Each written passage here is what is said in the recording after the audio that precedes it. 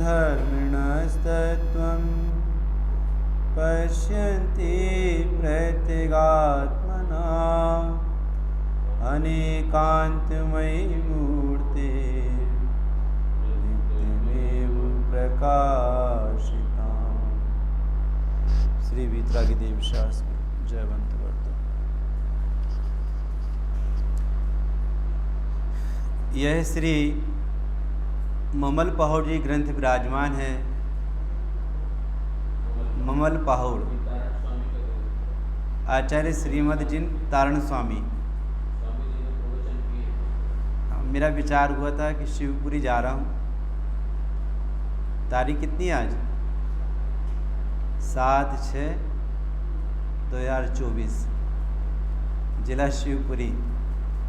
आपके यहाँ पहली बार मुझे ममल पहाड़ जी ग्रंथ लेने का विचार हुआ है। आपको अच्छा लगे तो मैं विषय आगे बढ़ाऊँगा, नहीं तो फिर कल से विषय चेंज करूँगा। विचार हुआ था कि एक बार आप ये से सुने, क्योंकि गुरुदेव श्री के इन पर प्रवचन है। अभी आपने जो निकाला था ना वीतराग वाणी, उसमें सबसे नीचे लिखा था तारण स्वामी के शास्त्र, ऐसे लिखे थे। उस पर गुरुदेव के 22 प्रवचन है। ममल पहाड़ जी पे है, पंडित पूजा जी ग्रंथ पर है, और न्याय समुच्चय सार ग्रंथ है। 14 ग्रंथ कहलाते हैं उनके, जिन पर 9 ग्रंथों पर ब्रह्मचारी शीतल प्रसाद जी ने टीका करी है। तारण स्वामी के 9 ग्रंथों पर ब्रह्मचारी शीतल प्रसाद जी ने टीका करी है। ऐसा 1964-65 की बात है, जब गुरुदेव श्री के साथ में बाबू भाई वगैरह 600 लोगों का संघ सोनगढ़ से मल्हारगढ़, जिला अशोकनगर में है। मल्हारगढ़ है मुंगावली के पास। वहाँ पर तारण स्वामी का समाधि स्थल है। वहाँ पर गुरुदेव का संघ गया था। भगवान दास सेठ शोभालाल जी सागर वाले, उन्हें उनको ले गए थे। तो वहाँ पर क्या होता है, जो बेदी रहती है ना, बेदी पे जिनवाणी विराजमान रहती है। तो गुरुदेव जब वहाँ पर गए तो गुरुदेव ने पहले नमस्कार नहीं किया ग्रंथों। पहले गुरुदेव ने कहा कि आप ग्रंथ खोलो। पूरी समाज खड़ी होकर देखने लगी कि हमारे ग्रंथ को नमस्कार क्यों नहीं कर रहे। तो गुरुदेव ने ग्रंथ खुलवाया। उसमें एक ग्रंथ निकला माला रोहण जी नाम का। 14 ग्रंथों में एक ग्रंथ माला रोहण जी नाम का है। उसमें गाथा आई, भूमिकार वेदन्ति शुद्धात्मितत्वं प्रणमामि नित्यं तत्त्वार्थसार्धं ज्ञानमयं सम्यक्दर्शनेत्वं सम्यक्तिचरणं चैतन्य रूपम। गुरुदेव ने गाथा पढ़ी, वही साष्टांग नमस्कार किया। बापू आ तो भावलिंगी संत छे। फिर गुरुदेव के ज्ञान समुच्चय सार वगैरह पे वहाँ पर प्रवचन हुए। बहुत बड़ा क्षेत्र है तारण स्वामी का, मल्हारगढ़ के पास है। पहले जंगल था वो, तो वहाँ पर छोटा स्थान बना था, अब तो बहुत बड़ा स्थान, बहुत बड़ा किला जैसा बन गया है। तो गुरुदेव के जो प्रवचन हुए वहाँ पर, उस प्रवचन का नाम छपा है अष्ट प्रवचन के नाम से, और उनको अपन सुन सकते हैं इसमें यूट्यूब वगैरह में, वीतराग वाणी में। अभी जो अपने प्रवचन सुने योगसार जी के, उन पर डाले हुए प्रवचन 22 प्रवचन है। अष्ट प्रवचन के नाम से, दिव्य दृष्टि के नाम से, दिव्य दृष्टि के नाम से अलग से है। वो एक तारांतरण श्रावकाचार्य ग्रंथ है। उसमें जहाँ शुद्धने की प्रधानता से वर्णन आया है, उसमें गुरुदेव के दिव्य दृष्टि के नाम से प्रवचन है। ऐसी तारण स्वामी के इन ग्रंथों में ममल पहाड़ ग्रंथ है, इसमें 3200 गाथा है और 164 फूलना है। फूलना मतलब गाथाएं। 164 फूलना कहो, एक प्रकार से ऐसा कह सकते हैं कि 164 ग्रंथ हैं और 3200 गाथाएं हैं। यदि 164 फूलना की 164 ग्रंथ बनाएं, कितने सारे ग्रंथ हो जाएंगे, है कि नहीं। तो इस ममल पहोड़ में दूसरे नंबर की फूलना है। फूलना का नाम है मुक्ति श्री फूलना, जिसे अपन गाथा कहते हैं ना। फूलना, भजन, इनकी जो गाथाएं हैं वे भजन के रूप में है।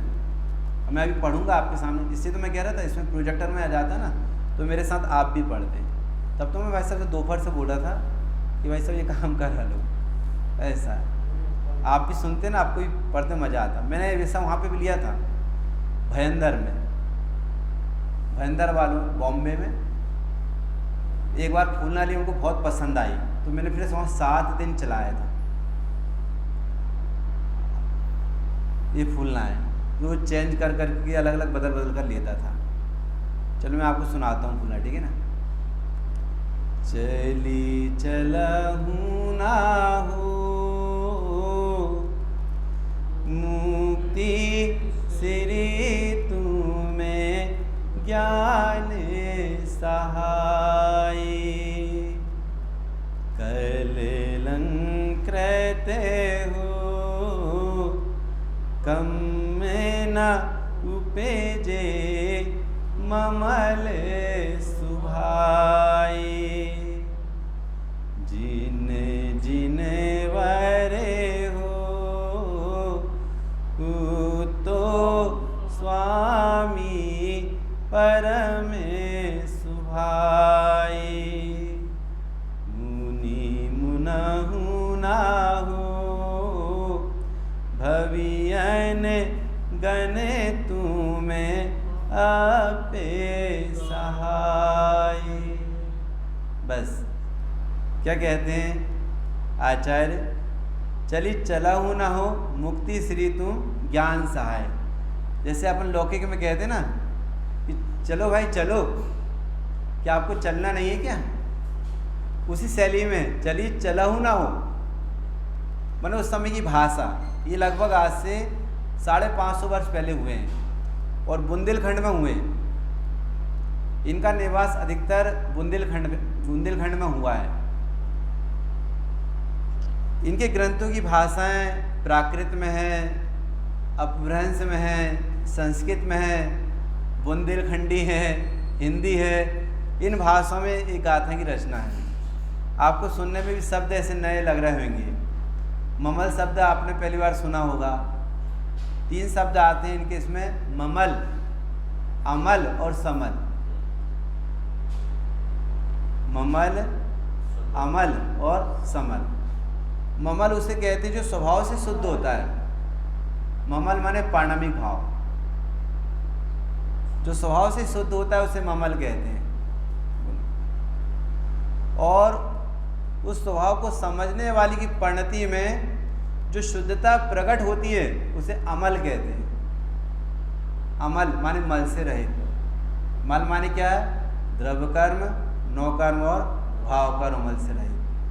ज्ञान शरीरी त्रिविध कर्म मल, वर्जित सिद्ध महंता, ते हैं अमल निकल परमात्म, भोगे शर्म अनंता। अमल, अमल माने मल से रहित। तो जैसनाचार्य ने इन तीनों प्रकार के कर्मों को मल कहा है। और मल शब्द का अर्थ लौकिक में क्या होता है तो आपको पता ही है। ये मल कहा है, ये जीव के स्वभाव नहीं, ये मलिनता है। तो ममल उसे कहते हैं जो स्वभाव से शुद्ध है। अमल उसे कहते हैं जिसके आश्रय से पर्याय में शुद्धता प्रकट होती है। और समल कहते हैं मलिनता को। समल माने मल सहित, मतलब मोह राग देश के परिणाम को समल कहते हैं। संबर निद्रा मोक्ष को अमल कहते हैं और शुद्ध जीव तत्व को ममल कहते हैं। 7 तत्वों का विभाजन करें तो ऐसा कर सकते हैं। 7 तत्वों में आश्रव बंध समल है, मलिन परिणाम है। संबर निद्रा मोक्ष शुद्ध परिणाम है, उसका नाम अमल। और संबर निद्रा मोक्ष जिसके आश्रय से प्रकट होते हैं वह शुद्ध जीव तत्व ममल है। ये 3 प्रकार के शब्द अपने को मिलेंगे ये ममल पौड़ में, ममल, अमल और समल। तो यहाँ पर तारण स्वामी कहते हैं चली चलाहू न हो मुक्ति श्री तुम न्यान सहाय। भाई साहब अभी कितना बढ़िया वर्णन आया था गुरुदेव प्रवचन में। गुरुदेव के प्रवचन में आपने एक लाइन सुना होगा, जिनको सिद्धों का आदर होता है उनका आंगन कितना उज्जवल होता है। आई थी लाइन भाई साहब, आई थी ना। जिनको सिद्धों का आदर होता है उनका आंगन कितना उज्जवल होता है। तो वो आंगन कोई दूसरा नहीं है, अपनी ही पर्याय है। उन सिद्धों को हम अपनी पर्याय में नीचे उतारते हैं, ये शब्द आया था, पधराते हैं। क्यों? हम स्वयं ही पर्याय में सिद्ध होने लायक हैं। तो मुक्ति श्री मतलब सिद्ध दशा। मुक्ति श्री, श्री कहते हैं वैभव को। आत्मा का वैभव क्या है? आत्मा का वैभव यह है कि इसको पूर्णता प्रकट हो जाए। हाँ, और एक बात और आई थी गुरुदेव प्रवचन में अभी कि भगवान समो शरण में सौधर्मेंद्र, ईशान इंद्र ऐसे लाखों करोड़ों देव, उनकी हाजिरी में भगवान ये कहते हैं हम तुम सभी को सिद्ध देखते हैं, तुम देखना सीखो। आया था प्रवचन गुरुदेव के प्रवचन में योग सारणी में, हम सभी को सिद्ध देखते हैं। भगवान ने क्या कहा? हम सभी को सिद्ध देखते हैं, तुम देखना सीखो। आया था भाई साहब ये, चली चलाहू ना हो मुक्ति श्री तुम्हें न्यान सहाय। ये दोनों प्रकार से शब्द आते हैं, कहीं ज्ञान सहाय, कहीं ज्ञान सहाय। गुजराती में ज्ञान को ज्ञान कहते हैं, आपने देखा गुरुदेव प्रवचन में आता है ज्ञान, ज्ञान है कि नहीं। ऐसी इनकी भाषा है तारण स्वामी की उस समय की, ज्ञान सहाय। ये भाई मुक्ति श्री को ज्ञान के सहाय चलो, अर्थात तुम्हें मुक्त होना है तो ज्ञान का अवलंबन लो। तुम्हारे पास ज्ञान है, ज्ञानेन ज्ञान जोयम, तुम ज्ञान से जान सकते हो। जैसे लौकिक में पदार्थों का निर्णय अपन कैसे करते हैं? ज्ञान से करते हैं। व्यापार में उपयोग काय का करते हैं भाई साहब? ज्ञान का। बोलो, कहीं संबंध जोड़ना है, लड़के लड़कियों को संबंध जोड़ना है ना, तो आप काम कौन करता है? ज्ञान करता है। व्यापार करना है तो कौन काम करता है? ज्ञान काम करता है, क्या सही है क्या गलत है। गाड़ी खरीदना है तो कौन काम करता है? ज्ञान काम करता है। तो आचार्य कहते हैं भाव से निकलना है, संसार से निकलना है तो ज्ञान सहाय, तुम्हें ज्ञान सहाय, तुम अपने ज्ञान का अवलंबन लो, तुम्हारे पास ज्ञान है। बहुत गजब की गाथाएं। कलंकृते हो कम में न उपेजे ममल सुभाए। आपने छठवीं गाथा तो पढ़ी है भाई साहब। ज्ञायक भाव सुवासु भाव रूप नहीं होता, अर्थात जड़ भाव रूप नहीं होता। आए ना, कलंकृते हो कम में न उपेजे ममल सुभाए। ये ममल स्वभाव, ये पाणमिक भाव, ये ज्ञायक भाव, उसका आश्रय लेने वाले जीव को कर्म उत्पन्न होते नहीं, मोह उत्पन्न होता नहीं। यद्यपि कल लंकृत है, कल माने होता है शरीर और लंकृत माने होता है सहित। यद्यपि ये जीव शरीर सहित है संसार दशा में, कल अलंकृत हो, यद्यपि यह जीव संसार में शरीर सहित है, लेकिन स्वभाव की शरण लेने वाले जीव को मोह उत्पन्न होता नहीं। कम में ना उपजे ममल सुभाए। अब एक बार शब्द सुन लिए ना भाई साहब, अब दोबारा ये कठिन नहीं पड़ेंगे। ममल, ममल सुभाए, ममल स्वभाव है। जैसे आत्मा की ममलता कैसी है? आत्मा की ममलता तो अनादि निधन है। बोले कैसे? जैसे सुवर्ण जब भी निकलेगा तो कहाँ से निकलेगा? खदान में से निकलता है ना सुवर्ण, बोलो वह स्वर्ण पाषाण कहाँ पड़ा हुआ रहता है? खदान में, मिट्टी में, कीटिका के साथ। तो कीटिका के साथ रहने पर भी उसकी सुवर्णता में क्या फर्क पड़ता है? वैसा सुवर्णता में क्या फर्क पड़ता है? देखो यदि अपन अपने हाथ में कच्चा सोना लें ना, तो कच्चा सोना सोना लगता ही नहीं, उससे अच्छा तो पीतल दिखता है। कच्चा सोना यदि हाथ में लें तो कच्चा सोना सोना लगता ही नहीं। तो तुमको नहीं लग रहा है तो स्वर्णकार को तो दिख रहा है। हमें अपना आत्मा पवित्र नहीं दिख रहा है तो ज्ञानी को तो पवित्र दिख रहा है। बोले कैसे माने? पूछो उनसे। कीटिका के साथ पड़ा हुआ सोने की सुवर्णता जाती नहीं है, उसका सुवर्णपना मिटता नहीं है। ऐसे द्रव्य कर्म, भाव कर्म, नौ कर्म की कालिमा के साथ रहता हुआ आत्मा अपने ज्ञानत्व को नष्ट करता नहीं, उसका ज्ञानत्व नष्ट नहीं होता। यही ममलता है आत्मा की। बोलो, जैसे आचार्य कुंद देव ने कहा, आचार्य अमृतचंद देव ने, कि यह ज्ञायक भाव जड़ भाव रूप नहीं होता, ऐसी आत्मा का ज्ञानत्व नष्ट नहीं होता, ज्ञान राग रूप नहीं होता। ज्ञान ज्ञान रूप रहता है और राग राग रूप रहता है। ज्ञान यानी राग जुदा चीज। ये ज्ञान की भिन्नता राग से, उसी समय जिन प्रदेशों में ज्ञान है उन्हीं प्रदेशों में राग है, लेकिन ज्ञान ज्ञान रूप है और राग राग रूप है। यद्यपि साथ में शरीर है, तो शरीर के क्या शब्द आया? कललंकृत।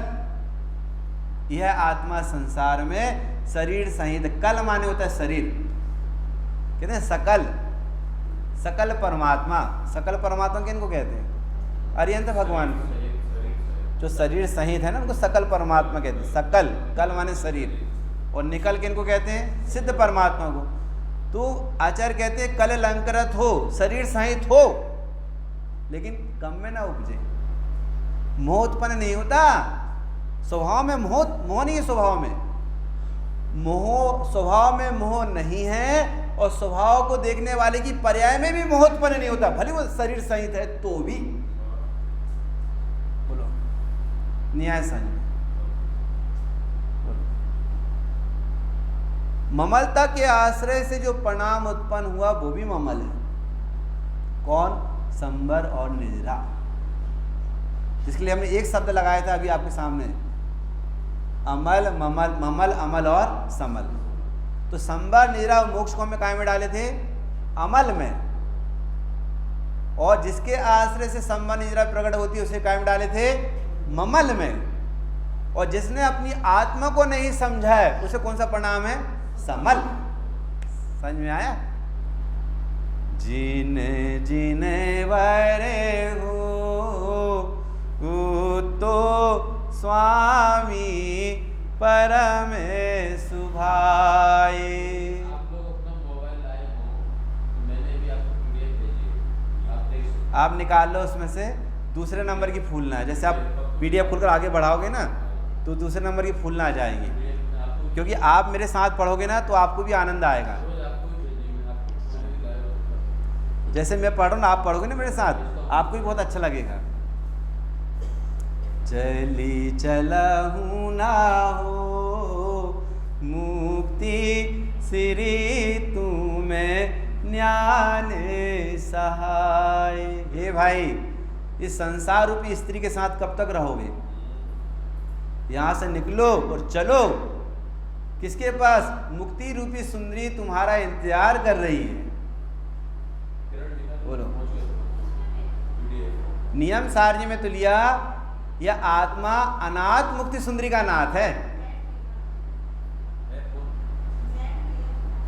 कोई बात नहीं, कल से व्यवस्था कर लेना है ना, या सामूहिक हो जाएगा ना। इतनी सुंदर सुंदर फूलना है इसमें, आप सुनोगे ना डेली, आपको बहुत मजा आएगा। और आपको एक नया विषय मिलेगा ना, नया प्रमेय, नया प्रमेय मिल रहा है आपको। ऐसा पूरा समय सारणी भरा है। और गुरुदेव ने खुद ने गुरुदेव की खुद की व्याख्यान है इन पर। हाँ पहली बार सुना है। सही बात। बहुमान है भाई साहब, तब तो सुनने को मिल रहा है कि नहीं? जीने जीने वरे हो तो स्वामी परम सुभाए। ए भाई, जिन्होंने इस ममल स्वभाव को कहा है, आत्मा के वैभव को कहा है, वे कौन है? जिन जिनवर। किनके द्वारा कहा गया ये? किनके द्वारा कहा गया ये? जिन जिनवर उत्तो। भाई साहब किनके द्वारा कहा गया? बोलो। इससे ये सिद्ध होता है, जब हम समय सारी की पहली गाथा अभी सुबह चढ़ रही ना अपनी, बंदितु सभ्य सिद्ध, उसमें प्रतिज्ञा करी आचार्य ने कि समय सारी ग्रंथ को कहूंगा जो केवली और श्रुत केवली के द्वारा कहा गया है। सुबह चढ़ी तो केवली और श्रुत केवली के द्वारा कहा गया होने से प्रमाणिक है समय सारी ग्रंथ। हाँ बिल्कुल, अभी आया था, बिल्कुल ऐसे ये कह रहे हैं कि जो बात कही है ना, ये जिन जिनवर उत्तो, ये जिनेंद्र भगवान ने कही है और गणधरों ने कही है ये बात। ऐसा भाई साहब, ये निधियां जिनके पास हैं तारण स्वामी की, वे खुद इन गाथाओं को समझने से वंचित हैं। ये ग्रंथ आपको मिलेंगे तो तारण समाज में मिलेंगे, लेकिन स्वाध्याय नहीं करते, स्वाध्याय नहीं करते। ऐसा जो बात आप सुन रहे हो ना, वहां लोग सुनने को तैयार नहीं रहते जल्दी। ये निधियां ऐसे हजारों ग्रंथ हैं, अपने लाखों ग्रंथ हैं जो अपने आचार्यों ने, दिगंबर मुनराजों ने लिखे हैं, लेकिन हमारा इतना भाग्य नहीं कि वे ग्रंथ सब अपने को पढ़ने में, सुनने में आए। और जो ग्रंथ उपलब्ध हैं तो हम समय नहीं दे पाते। आज भी वर्तमान में इतने ग्रंथ हैं कि हम पढ़े नहीं डेली, उनको पढ़े नहीं, केवल पेज पलटाएं 24 घंटे। और कितने वर्ष की आयु लेकर आए? 70 साल 80 साल की आयु लेकर के आए। आप पढ़ो मत ग्रंथ, आप केवल पेज पलटाओ। भाई साहब जीवन पूरा हो जाएगा, आयु पूरी हो जाएगी, पर ग्रंथ के पन्ने नहीं पलट पाएंगे, लेकिन आयु पूरी हो जाएगी। आज भी वर्तमान में इतने ग्रंथ मौजूद है। बोलो, अभी कर्नाटक तरफ जाओ ना, घरों घर ग्रंथ विराजमान हैं।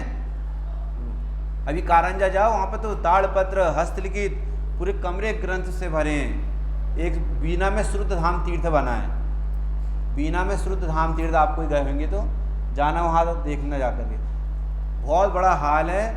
इतने ग्रंथ, इतने ग्रंथ, इतने ग्रंथ, बहुत सारे ग्रंथ हैं। बोलो, अभी भाई साहब 500 वर्ष पहले अभिनव धर्मभूषण यति हुए हैं। अभिनव धर्मभूषण यति अभी 500 वर्ष पहले कर्नाटक में अभिनव धर्मभूषण यति हुए थे, और बुंदेलखंड में आचार्य तारण स्वामी हुए थे। उन्होंने अध्यात्म न्याय दीपिका लिखी है, और इन्होंने ममल पौड़ आदि ग्रंथ लिखे हैं। बोलो, और इन ग्रंथों को ना अपन न कभी पढ़े हैं न कभी सुने हैं, इसलिए अपने को लगता है यार ग्रंथों को पता ही नहीं। बताओ। और उन्होंने भी, अभिनव धर्मभूषण यति ने जो अध्यात्म न्याय दीपिका ग्रंथ लिखे हैं भाई साहब, उसमें उन्होंने इतने ग्रंथों के प्रमाण दिए, इतने ग्रंथों के प्रमाण दिए हैं, आप पढ़कर के आपको आश्चर्य होगा। ग्रंथ छोटा लेकिन प्रमाण बहुत से आचार्यों के दिए हैं। तो फलाने आचार्य ने ऐसा कहा, फलाने आचार्य ने ऐसा कहा, फलाने आचार्य ने ऐसा कहा। अभी 550 वर्ष पहले वो भी हुए, अभिनव धर्मभूषण यति। क्या कहते हैं? जिन जिनवर हो उत्तो स्वामी परम सुभाए। आत्मा को कहने वाले जिनेंद्र भगवान है। जिन जिनवर, जिन कहते हैं गणधरों को, और जिनवर कहते हैं तीर्थंकरों को। गणधरों ने और तीर्थंकरों ने ये बात कही है, केवली शुद्ध केवली भणिदम। हाँ जी, जिनेंद्र भगवान का नाम नहीं लेते। बताओ, जय जिनेंद्र बोलेंगे तो जल्दी नाम नहीं लेते। बताओ, जबकि ये कह रहे हैं कि हमने नहीं कहा, ये जिनवर तो जिनेंद्र ने कहा है। और हाँ, मेरी भतीजी है भाई साहब, मेरी भतीजी है। मैंने उससे कहा कि बेटा ये काम करो, ममल पहाड़ ग्रंथ में कितनी बार जिनेंद्र भगवान का नाम आया है? जब गाथा है 3200 है, 3200 गाथा है। तो उसने जब छानबीन चालू करी, 8 दिन में उसने बताया चाचा 4000 से ऊपर नाम है जिनेंद्र भगवान का। बताओ, और जिनेंद्र भगवान का नाम नहीं लेते, बताओ। यदि ये ग्रंथ मोक्षों के हाथ में आते तो जैसे आचार्य कुंद के समय सारी ग्रंथ इतने हाईलाइट हुए ना, ऐसे ये ग्रंथ इतने हाईलाइट होते वही सब। और ये ग्रंथ आज अपने सामने यदि आए हैं तो गुरुदेव श्री का प्रताप है। ये तो हम खुद नहीं जानते थे क्या है, तारण स्वामी क्या है, उनके ग्रंथ क्या है, ये पता ही नहीं था अपने, कैसे पता चलता है मतलब। पहले तो ये होता था ग्रंथ बंधे रहते थे वेदी पे और वहाँ आरती की परंपरा चलती है और वो आरती करके चल जाते ऐसा। लेकिन मूल गाथा है क्या है, उसका वस्तु का स्वरूप क्या है नहीं समझते मतलब।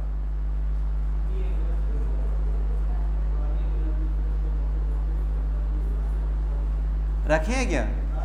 तो ये इनके ग्रंथ है कि तारण स्वामी के वहाँ पे देख लें, हो सकता है आपके एरिया में कहीं मिल जाए प्राचीन हस्तलिखित प्रतिलिपि।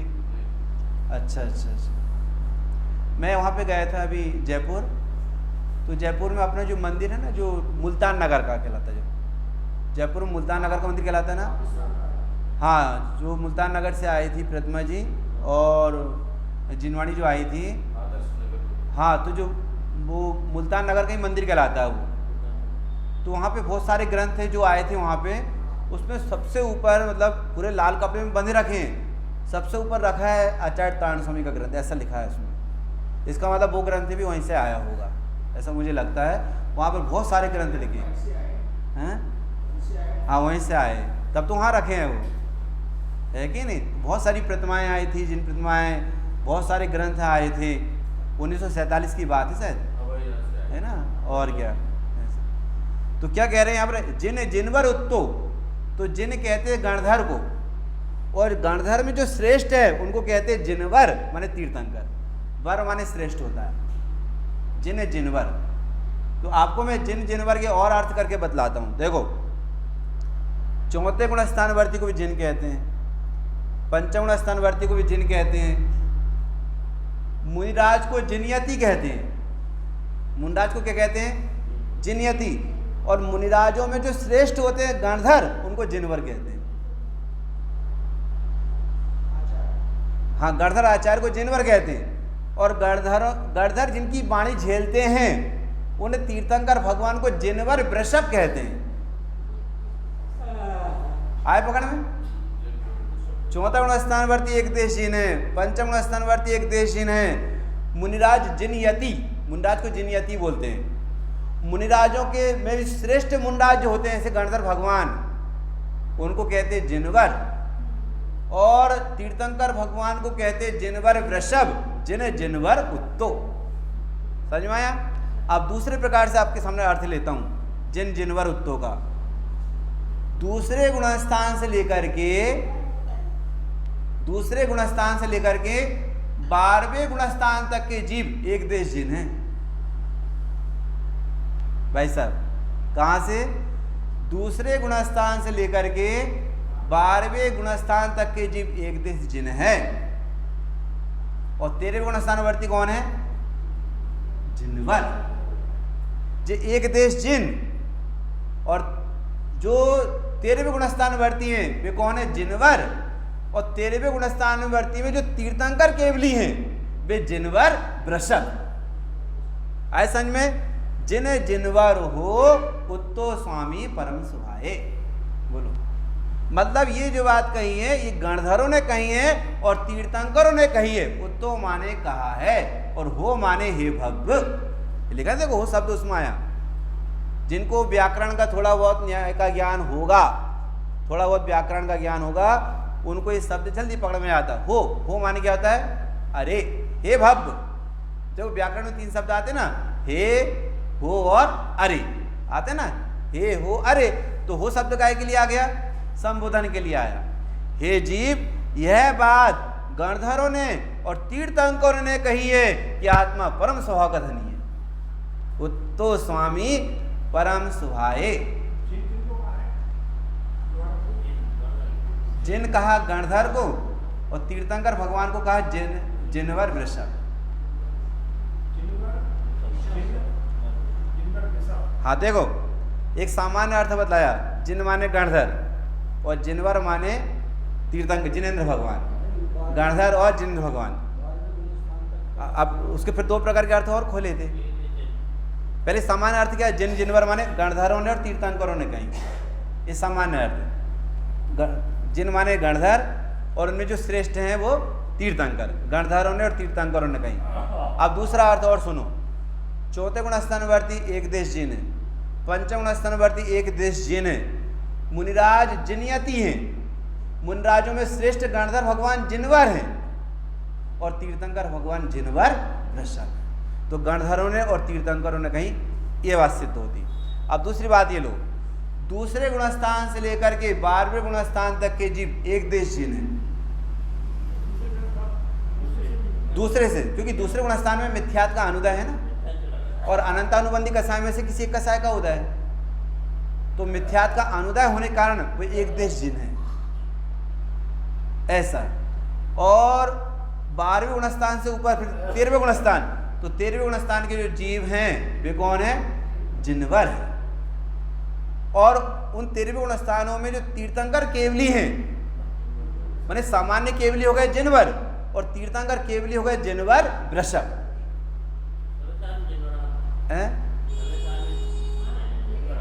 जिनवर शब्द आता है ना, हाँ, तो जिनवर माने जिनेंद्र भगवान आते शब्द, जिन जिनवर जिनवर वृषभ, तो जिन में वो आ गए एक देश जिन, और जिनवर में आ गए गणधर भगवान, और जिनवर वृषभ में आ गए वृषभ माने प्रधान तीर्थंकर के भी, ऐसा। फिर चौथी लाइन क्या है, मुनि मुनहु नाहु भवियन गण तुम्हें आपे सहाय। हे भाई, मुनि मुनहु न हो। संस्कृत व्याकरण में प्राकृत व्याकरण में एक मुण धातु होती है। कौन सी धातु होती है, मुण, जो जानने के अर्थ में आती है। काय के अर्थ में आती है, जानने के अर्थ में आती है। तो मुनि मुनहु न हो, तो मुनि का अर्थ होता है जानना और मुनहु का अर्थ होता है ध्यान करना। न्याय पकड़ में मुनि माने ज्ञान और मुनहु माने ध्यान, या मुनि का अर्थ मुंडाज नहीं लेना। इसलिए पंडित जी ने मोक्ष मार्ग प्रकाशक ग्रंथ में लिखा है, बड़े ग्रंथों का अर्थ समझने के लिए थोड़े बहुत न्याय व्याकरण का अभ्यास होना चाहिए। बड़े ग्रंथों का अर्थ समझने के लिए थोड़ा बहुत न्याय व्याकरण का अभ्यास होना चाहिए। यदि पकड़े में न्याय शब्द का अर्थ हम करें तो क्या करें। एक न्याय विनिश्चय ग्रंथ है भाई साहब, कौन सा है, न्याय विनिश्चय। पता है, एक मनन शब्द आता है, मनन। मनन मनन का अर्थ क्या है पता है? अपन कहते ना भैया कुछ विचार मनन करो, कहते ना चिंतन करो। अपन कहते भी कुछ विचार मनन करो, तो विचार का पर्यायवाची ही मनन है। क्या कहा हमने? अपन कहते कुछ विचार मनन किया करो, तो विचार का पर्यायवाची ही मनन है। ये न्याय विनिश्चय ग्रंथ में लिया है। मनन माने विचार, और आपने क्या कहा, चिंतन, एक ही अर्थ है ऐसा। तो मुनहु का अर्थ ध्यान भी होता है और मुनहु का अर्थ चिंतन भी होता है, विचार भी होता है। और ये सब विचार काय में चलते हैं, ज्ञान में चलते हैं। मुनि मुनहु नहु, मुनि माने जानना और मुनहु माने ध्यान करना। अब ध्यान माने कैसे निकालेंगे अपन, ज्ञान करना और ध्यान करना कैसे निकालेंगे? तो सुनो, जानना ज्ञान है भाई साहब, जानना ज्ञान है और जानते रहना ध्यान है। न्याय पकड़ में भैया पीछे वाले, आपसे पीछे वाले, हम क्या कहा बताए? जानना ज्ञान है। जैसे हम आपके रास्ते से निकले, आपके मकान के सामने से निकल गए। अब आपका मकान पड़ा था, हमने जानकर निकल गए, लेकिन हम आपके मकान को कंटिन्यू जानते रहें तो आपको प्रश्न चिन्ह खड़ा हो जाएगा, बोले भाई साहब आप बहुत देर से हमारे मकान को देख रहे हैं, क्या बात है, बड़े ध्यान से देख रहे हैं आप। न्याय समझ में, जानकर निकल गए तो वो तो जानना हुआ है कि नहीं। लेकिन कंटिन्यू यदि अपन जाने उस चीज को, जानते ही रहें, तो उसका नाम ध्यान है। सुरेश भाई साहब, उसका नाम ध्यान है। जानना ज्ञान है और जानते रहना ध्यान है। तो आत्मा का जानना ज्ञान और आत्मा को जानते रहना ध्यान। मुनि मुनहु न हो, ये अर्थ है। नहीं आए पकड़ में जी। क्या करें साहब, जान लिया कुछ नहीं, जानते रहो जानते रहो जानते रहो, क्या बढ़िया गजब की बात। इसलिए आचार्य ने समय सारजी में लिखा, बंधन के जानने माँ से बंधन से छूटा नहीं जाता। बोले भाई हम रस्सी से बांधे हैं तो बंधन को जान लो, छूट जाएंगे? नहीं, उपाय करो। तो आत्मा को जान लिया शास्त्र पढ़ करके, आत्मा को जान लिया है जिनवाणी सुन करके, आत्मा को जान लिया है विद्वानों के वचन सुन करके। आत्मा को जान करके नहीं जाना। हाँ, शास्त्र तो पढ़ करके जाना है आत्मा को, आत्मा को शास्त्र पढ़ करके जाना है। आत्मा को पढ़ करके आत्मा को नहीं जाना। आत्मा को पढ़ करके आत्मा जानता। अब दोनों अर्थ लगाओ, शास्त्र पढ़ करके आत्मा जानना ये ज्ञान है, और आत्मा को पढ़ करके आत्मा को जानना ये ध्यान है। नहीं आए पकड़ में? जानते रहना ज्ञान, जानना ज्ञान और जानते रहना ध्यान। मुनि मुनहु न हो, भवियन गण तुम्हें आपे सहाय। हे भाई, किसे जाने और किसे जानते रहें? बोलो, किसे जाने और किसे जानते रहें? हे भव्य जीवों, भव्यन गण, हे भव्य जीवों, तुम अप्य सहाय, आत्मा के आश्रय से जानो और आत्मा को ही जानो। भाई साहब क्या कहा? किसके आश्रय से जाने? आत्मा के आश्रय से जाने। और किसको जाने? आत्मा को ही जाने। जेने आत्मा ने जानियो तेने सर्व जाने। बोलो, आपने पंडित शांतिलाल जी सोगानी साहब का नाम सुना होगा, महिदपुर वाले, अभी चले गए हैं ना? अच्छा, वो कहते थे एक साधे सब सधे और सब साधे सब जाए। जेने आत्मा ने जानियो तेने सर्व जानियो। आत्मा को ज्ञान से जानना और आत्मा को ज्ञान से जानते ही रहना, ये आत्मा का ज्ञान और ध्यान। अब जाने तो कैसे जाने? जो सुबह अपनी बात चली थी प्रवचन साजी के 80 गाथा से। आत्मा को जाने तो कैसे जाने? तो आचार्य ने क्या कहा? आत्मा को द्रव्य से जानो, आत्मा को गुण से जानो और आत्मा को पर्याय से जानो। तो ऐसा जानने से क्या होगा? अरे उनके द्रवगुण पर्याय को जानने से अपना द्रवगुण पर्याय ख्याल में आएगा, और जब अपना द्रवगुण पर्याय अपने ख्याल में आएगा तो अब परिणाम वहां रुकेगा कि चला जाएगा? रुकेगा ना। जब परिणाम अपने स्वरूप को जानने में रुक जाएगा तो मोह रहेगा कि चला जाएगा? अब एक साथ पढ़ो भाई सब, यदि आपके साथ PDF में आ गया होगा तो। चली चलहु ना हो मुक्ति सिरी तुम्हें ज्ञाने सहाय, कलंकृत हो कम में न उपजे ममल सुभाय, जिन जिन वरे हो तो स्वामी परम सुभाय, मुनि मुनहु न हो भवियन गण तुम्हें आपे सहाय। अब देखो ये सारी चर्चा करके आचार्य क्या बतलाना चाहते हैं? क्या बतलाना चाहते हैं? तो नीचे की लाइन देखो, तू मेरी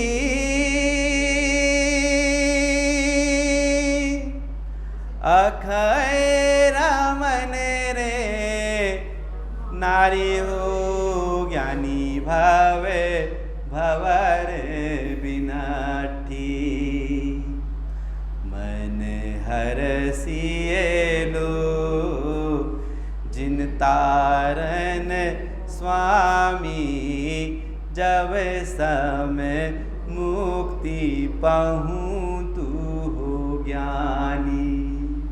कैसा लगा आपको? बोलो भाई कैसा लगा?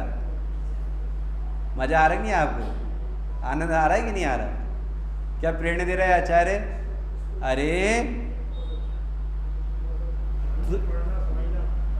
अरे हाँ भाई साहब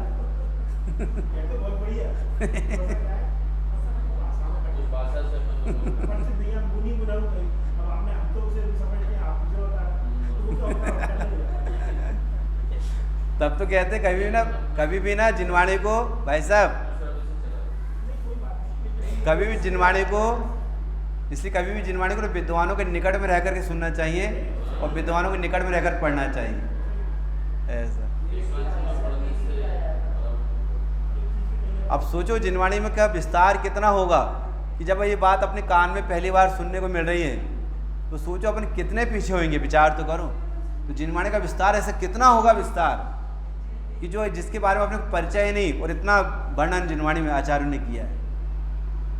मालूम क्या कहना चाह रहे हैं यहाँ पे? तुम्हारी अक्षय रमणी, अक्षय रमणी कौन सी दशा है? सिद्ध दशा। तुम्हें पहचाने बिना अनाथ है और उस अनाथ मुक्ति सुंदरी के तुम नाथ हो। उस अनाथ मुक्ति सुंदरी के नाथ कौन हो? तुम हो, तुम स्वयं उसके नाथ हो। बोलो, तुम्हें जाने बिना यह परिणति भव भवर बिनठी संसार रूपी भ्रमण में फंसी हुई है। भंवर, भंवर कहते, पता भंवर किसको कहते हैं? वो भंवर पड़ता है नदी में, पानी में पड़ता है ना भंवर, और उसमें जो फंसा हुआ वाला व्यक्ति होता है, पता भाई सब कैसे निकलेगा? भंवर में फंसने वाला निकलेगा कैसे? और हम भंवर में फंसे हुए हैं। तैराक भी फंस जाता है। तो पता है भाई साहब उससे निकलने का उपाय क्या है? भंवर में फंसे वाला व्यक्ति उससे निकलेगा कैसे? जो भंवर वाला फंसा वाला व्यक्ति है ना, उस पर अपना हाथ मार करके थाप देता है, हाथ मारता है। तैराक पुरुष है ना, वो हाथ मारता है तो उसकी भंवर कट जाती है। हाथ पटकता है, हाथ पटकने से जो भंवर है वो कटती है, मतलब जिसका उपाय है भंवर को काटने का। ऐसा वो थाप मारता है उस पर। तैराक पुरुष हो तो थाप मारेगा उस पर, तब भंवर कटती है।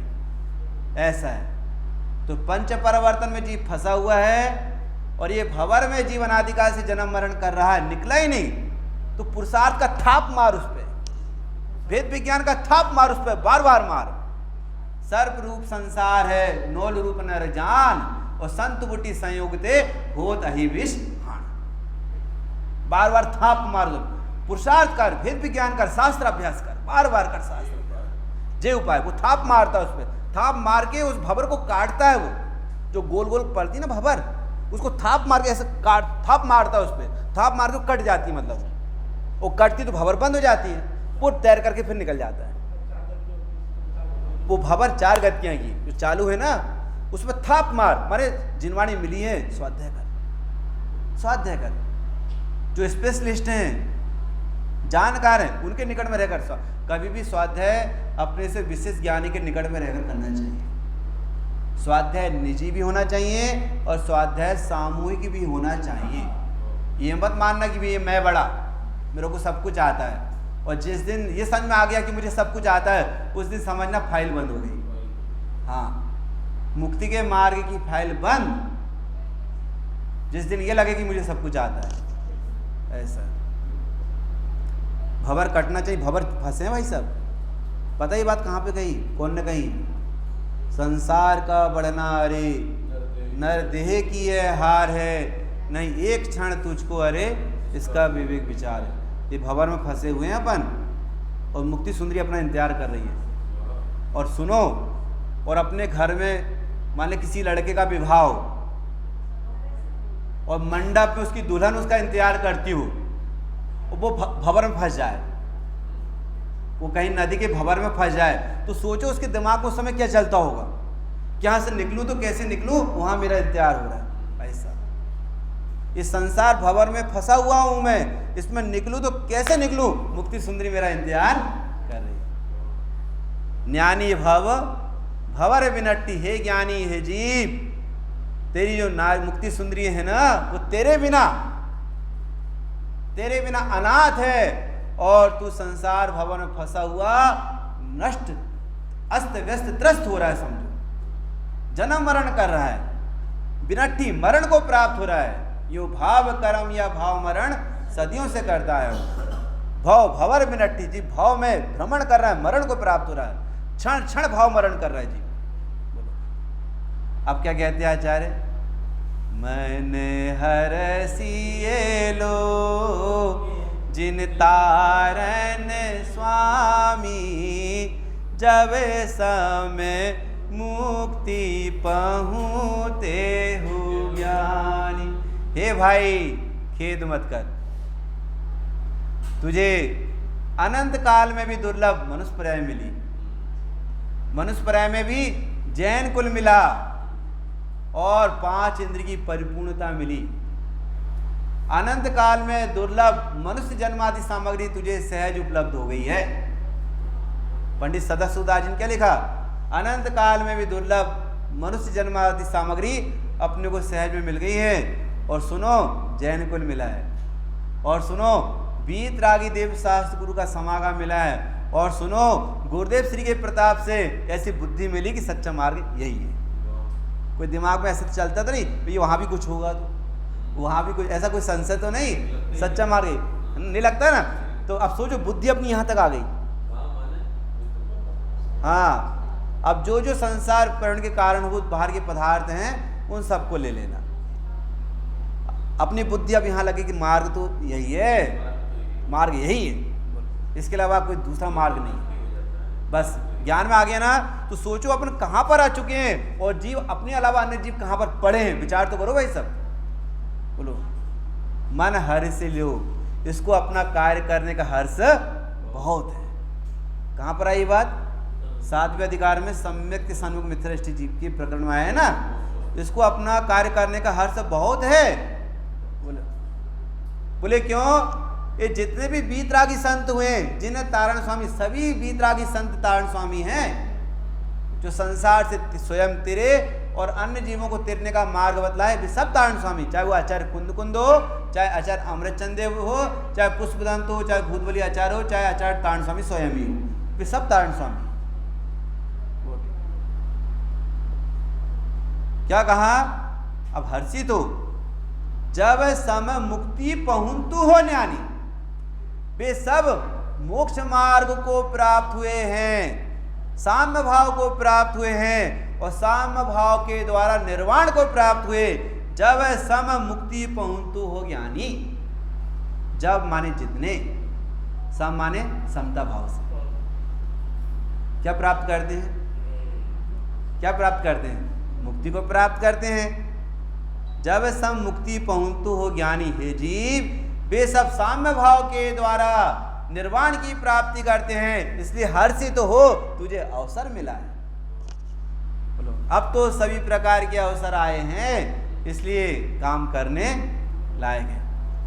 मोक्ष मार्ग प्रकाशक में पंडित जी ने ये तक लिखा कि इसी प्रकार से व्यवहार धर्म में ही समय लगाएगा, और मैं कौन हूं, कहां से आया हूं, ये स्वरूप नहीं समझेगा तो अवसर तो चला जाएगा। लिखा है ना मोक्ष मार्ग प्रकाशक में, अवसर तो चला जाएगा और फिर अनंत काल में भी अवसर मिलेगा नहीं। इसलिए साम्य भाव की प्राप्ति जैसे भी हो, जीव को है उपाय करना चाहिए। और साम्य भाव कैसा होता है? मोह और क्षोभ से रहित आत्मा का जो निर्विकारी वीतराग परिणाम है, उसका नाम क्या है? साम्य भाव। और उस साम्य भाव के द्वारा अनंतो मुनिराज सम्य शिखर जी की एक एक टोंक से अनंतर मुनिराज उस साम्य भाव के द्वारा मुक्ति को प्राप्त हुए हैं। इसलिए हे जीव, जिनेंद्र भगवान के द्वारा कहा गया यह वस्तु का स्वरूप, उसमें मैं शुद्ध चैतन्य तत्व हूँ। अपने स्वरूप को समझ करके जीव जन्म मरण का अभाव करे और अनंत काल के लिए सुखी हो जाएं। इसी मंगल भावना से हम विराम लेते हैं।